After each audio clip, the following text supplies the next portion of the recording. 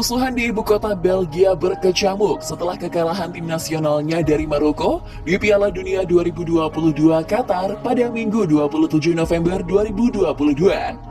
Puluhan perusuh membalikan dan membakar mobil, membakar skuter listrik, dan melempari mobil dengan batu bata.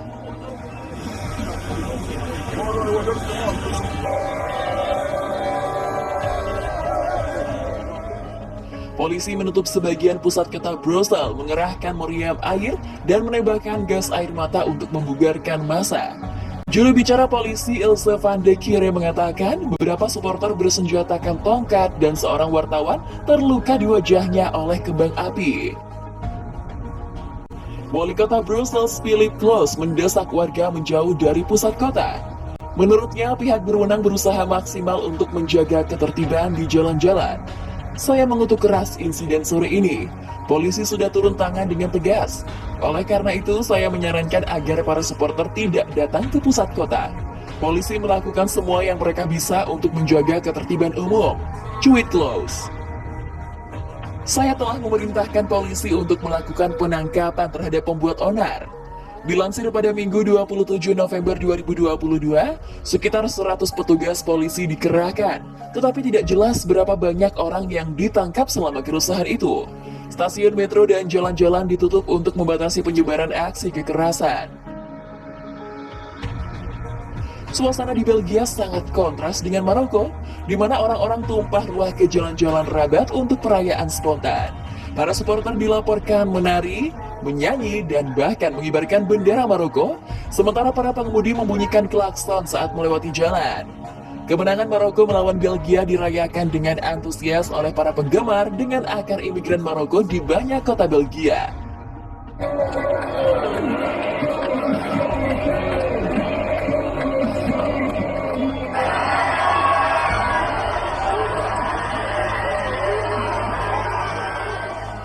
Kontras dengan itu, kekalahan Belgia di Piala Dunia benar-benar mengejutkan pendukungnya, mengingat tim nasionalnya memiliki peringkat kedua di dunia oleh FIFA.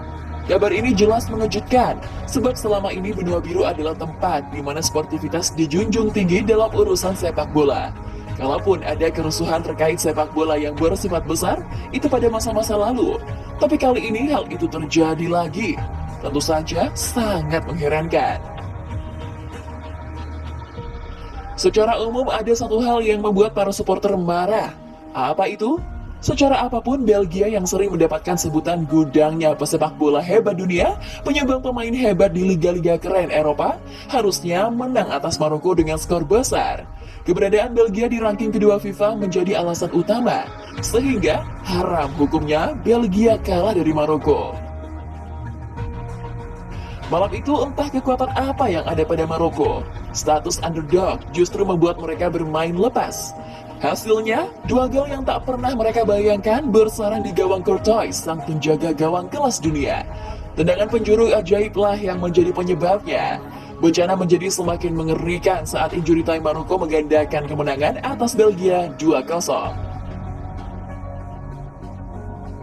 Kemarahan pada supporter menjadi satu kewajaran jika dikaitkan dengan peluang Belgia.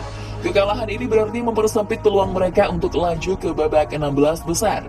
Hitung-hitungannya sangat berat, sebab Belgia harus berhadapan dengan Kroasia, tim penuh kejutan.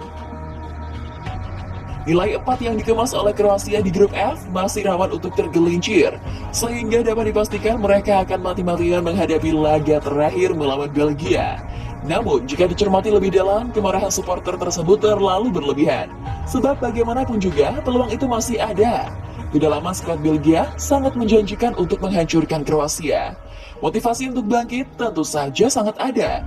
Sebab mereka tidak ingin pulang awal ke Belgia. Apalagi akan disambut dengan caci maki dan sumpah serapah para supporter mereka.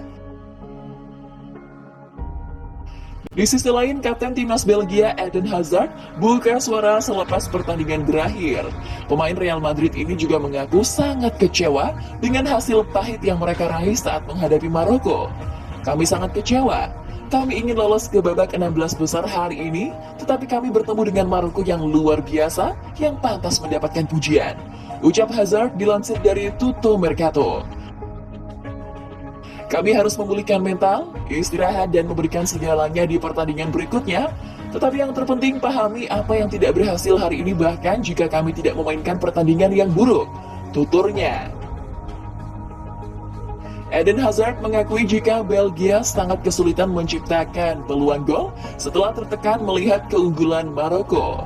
Setelah gol mereka, kami kehilangan organisasi dan dalam serangan kami tidak bagus. Gol sendiri berdampak besar pada sisa pertandingan dan itu adalah fase pertahanan yang tidak kami kelola dengan baik, tukasnya.